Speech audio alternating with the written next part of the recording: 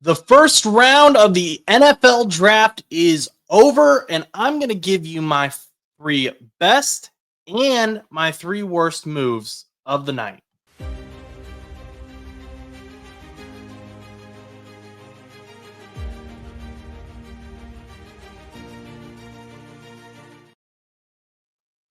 What's up, everyone? My name is Josh Butts, and I am here with No Butts About It. And today we're going to talk about my personal three least favorite and favorite moves that happened last night during the NFL draft in the first round.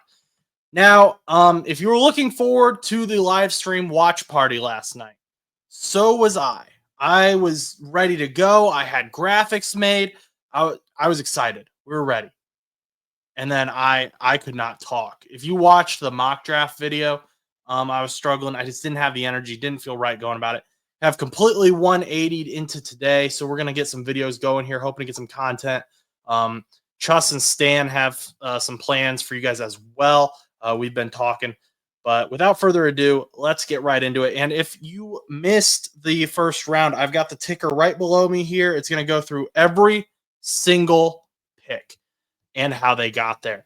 So let's talk about these guys. So three worst, three best. We're gonna start with the worst because we want to end on a good note.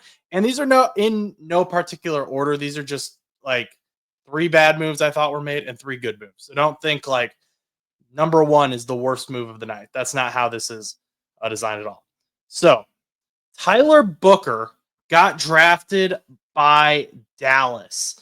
Now, Booker has a ton of potential. He's talented, physical beast. However, in my opinion, I think he lacks some of the technical hand contact attributes that a strong guard will need.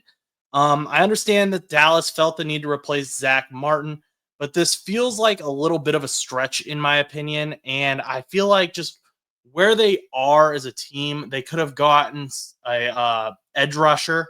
I've seen some people have even said, hey, go get a wide receiver here. But this is a really deep wide receiver class, so I can understand why they wouldn't do that. But an edge rusher to help out Micah Parsons, I think, would have just been a better move here. Tyler Booker, though, ton of potential. He kind of, I could see how they talked themselves into it, and it just kind of sounds right for the Dallas Cowboys. Tyler Booker, I can see him in a Cowboys jersey. I just don't know that I like this move right now in this moment. Moving on to Jackson Dart. He went to the New York Giants last night. And you guys know, if you followed along, we've talked about Jackson Dart quite a bit as a prospect. And I've said, Chuss has said, Stan, I know, is a huge fan of Jackson Dart. He brings a lot to the table at a raw level. He's very young. I believe he's 21 years old. He will need some coaching, though, in terms of defensive reads. Dart isn't super mobile. He can be, but he needs a clean pocket to orchestrate his offense. So if a team doesn't have a good O-line, that could be problematic for him. Teams weren't loving Shedeur Sanders last night. Not sure what happened. He ended up falling out of the first round. Both Cam Ward and Jackson Dart went before him. I personally do think that with good coaching, Jackson Dart does have a higher ceiling just because he is that more raw prospect. However, I don't think they needed to trade up for. They ended up trading pick 34, 99, and 2026 third. I was like 2026. No, 2026 third round pick for this guy. I think you could have gotten him in the second round easily. There weren't a lot of guys or teams really looking for quarterbacks, and the fact that Shedeur was still on the board doesn't, to me, speaks that there wasn't a huge run on them as well.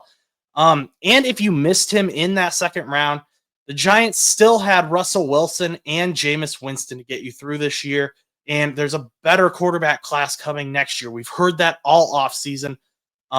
He's going to likely need to exceed even my most optimistic expectations if he's going to make this trade worth it. Rooting for the kid, but I just don't like this trade. I don't think it needed to be done. Maybe the Giants heard something and they got scared, and that's why they jumped. But this is a lot to give up for this kid where we're at right now. Okay. Number 3, and I hate that this is on the list, but I have to do it. I have to put Shamar Stewart here because this is a player I'm rooting for him. Obviously, he's a Bengal now. I have to be objective though. I'm not super excited about this pick. I want him to do really well. I want him to be a great player. You are likely going to hear me hype this man up on the podcast for his entire time with the Bengals. You'll probably hear me hyping him up in the offseason. But the Bengals at this pick needed someone who has proven themselves, who has proven production. We keep going after these project players. We keep going after like Myles Murphy. I like Myles Murphy. I think he's got a ton of potential, but Lou never really played him, and so we don't really know what Myles Murphy is. Same thing with Dax Hill. We just keep going after these project players in early rounds when there's very clear guys that are still there. Now, of course, Mike Green is still on the board, probably because of the smaller school combined with some off-field stuff. But James Pierce went later on. He went at pick 26, I believe it was. So, it's going by right now. 26. You could have traded back if you're Cincinnati and gotten more picks, as some of these teams did. Plus, you theoretically still could have gotten a very good edge rusher. And James Pierce's issue was a traffic violation. Mike Green's is a bit more serious. But this is a very good class for edge rushers and defensive linemen as a whole. So I don't know that I'm going to get super excited about this pick. That being said, he is an insane athlete. His prospect grades are phenomenal. Shamar Stewart is a better athlete than what Myles Murphy was, but he had less than 5 sacks in 3 years at college. So that's a little scary. But you know what? This may have been an old Bengals move, but we have a new defensive coaching regimen. Lou Anarumo's out. He didn't like to play young guys. Let's see what Al Golden can do. He just came from Notre Dame. Let's see if he's willing to play some young guys, build them up, create a strong defense with what he has. He has the potential there. The Bengals have nothing but potential on defense because that's all they've drafted. So, Jerry Montgomery, you're our new D-line coach. Make something out of our first-round pick, Shamar Stewart, and our first-round pick from a few years ago, Myles Murphy. Because if Trey Hendrickson isn't on this team and both Shamar Stewart and Myles Murphy can't get it together, the Bengals are in huge trouble. Lock down Trey Hendrickson and develop these guys. That's what needs to happen. But as of now, as of today, April 25th, this pick does not have me super excited. Now, let's move on to the more optimistic, the more exciting, the more fun side of things. If your team is mentioned here, you should be excited because these were the 3 best that I went through, and it was hard to kind of pick some. So I kind of cheated on the first one here that we're going to talk about, and that is the Travis Hunter Mason Graham trade. I like this trade, and I understand why some people don't like it. I do. So let's first look at the Travis Hunter side of things. Some are going to argue that the Cleveland Browns traded away too much, and only time will tell because draft picks are a huge lottery. Hunter can be a cornerback or wide receiver or both, and those are both needs for Jacksonville. So Cleveland traded away the chance to get this generational guy. They're going to say none of the draft picks are going to make up for that. You completely screwed the pooch on this one. Jacksonville ended up receiving Travis Hunter, a 104th pick, and a 200th pick. So Cleveland, on the other hand, is going to still get an elite player in defensive tackle Mason Graham, and they've needed that help. He likely isn't as generational as Travis Hunter, but he's still a solid prospect. He's a guy that lots of teams would have loved to have if he had fallen to them. And Cleveland got a ton of picks for the move. They were able to trade back and still get a very good player.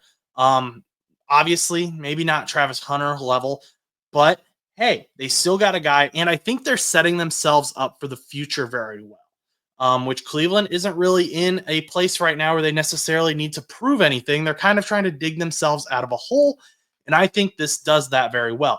Whereas Jacksonville kind of needs to prove like, hey, we have Trevor Lawrence. We can build a team around him. Cleveland doesn't really have a quarterback right now. They have Joe Flacco and potentially Shedeur Sanders if they draft him. But Cleveland ended up getting Mason Graham, a 36th and 126th pick. And the key pick in my mind that makes this trade worth it is they also got a 2026 first round pick, which they can use on a quarterback in which, as we've already discussed, that class is likely going to be better than this class that we have right now. So even if it doesn't end up being the first overall pick and you can't get Arch Manning, maybe you get like Drew Aller. You can get a better player. You can get a better quarterback, and you have 2 firsts in that class. Remember a few years ago, there was a team that sucked. Everyone was looking at them and said, what are you doing? They had 2 very early picks. The Houston Texans, they got CJ Stroud. They got Will Anderson Jr. Turn the whole thing around. Now, I'm not saying that's the exact same thing that the Cleveland Browns are going to do. Both of these teams, both the Jaguars and the Browns, have struggled to draft in the past. And, they could absolutely just completely whiff all of these picks. That could 100% happen. They've done it before. But this sets up the Cleveland Browns very well. And Jacksonville Jaguars got their generational talent in Travis Hunter. So I like this trade. I think it's good for both teams. But we'll see what happens in the future. Number 2, Malachi Starks. You guys know that I love Malachi Starks. He is a favorite of mine. I wanted Malachi Starks to the Bengals so bad. And you could say the Bengals don't really need a safety. I would argue they do. But also Malachi Starks is so versatile. He can play pretty much any position in the secondary. It hurt me. It hurt me bad when he went to Baltimore. The closer he got to Baltimore, the more pain I was feeling, and then I knew they were going to pull that trigger. I was surprised he fell that far, and I would not be shocked if the Ravens ran their car to the podium and almost tackled Roger Goodell like Shamar Stewart did when he got drafted. But Malachi Starks is a great player. They drafted Nate Wiggins in the last season. They already have Kyle Hamilton. People are going to argue that they should have gone D-line here, and maybe that's a good point. Maybe that's true. But I think ultimately what I'm looking at is just what are the Ravens good at? And that's good. They're good at drafting DBs. They've been very good at it. And you know what? As long as their D-line is average, if their guys lock them down, if their DBs lock them down, they can get those coverage sacks. So that's exciting for the Ravens and scary for AFC North quarterbacks. Jihad Campbell. Now, this is a guy who I went back and forth with a lot. Superior athlete. Awesome player. Fun to watch. His tape is just amazing. He did have that shoulder injury, I believe it was, that was going to prevent him from maybe seeing a lot of the off-season practices, maybe a couple games in the regular season. We'll see what happens there. But this is just such an Eagles pick right here. He just makes sense for this team. When you think of the Eagles, I think of blitzes. I think of blowing up the quarterback. And that is what Jihad Campbell does best. He is not necessarily your best pass rusher, but he is a very, very good blitzer. He makes quarterbacks tremble. I just think that this move makes a ton of sense for Howie Roseman. It just kind of screams Howie Roseman, frankly. I don't know why I think the only reason he wasn't mocked here more was because people didn't think he was going to fall this far. And so teams got excited when they saw that Jihad Campbell was available. And Vic Fangio should be very excited. Nakobe Dean's injured right now as well as Jihad Campbell, but to have both of these guys side by side or even in depth, depending on how things end up working out, NFC East teams should be scared. This is a good move for the reigning champs. Someone I want to give an honorable mention to just because he was hyping everyone up. I loved this guy, Maxwell Hairston. I gotta be honest, I truthfully don't know a whole lot about Maxwell Hairston, but if you go and watch literally any player drafted in the like first 30 picks, because I think Hairston went 31st overall to Buffalo or something. I first 20 picks. Hairston's there. Hairston is there hyping up everyone who goes by. He's hugging people. He's hugging the O lineman.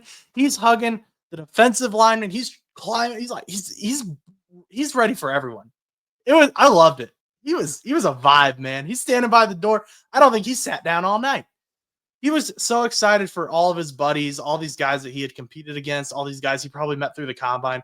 And that's the type of guy who you want in your locker room. I had not heard a lot of talk about Hairston at all. Maybe I just missed it. But I would not be shocked if Buffalo looked at that and they said, "That's the guy. We need that. We need a cornerback." And he's obviously talented enough to be in the green room. Teams liked him. They drafted him. He's going to be a locker room guy. He's going to be a captain. He's going to be a leader. And if his physical attributes can live up to that as well, he is going to be a star player in this league. So shout out Maxwell Hairston. Throw his picture up one more time out of the University of Kentucky.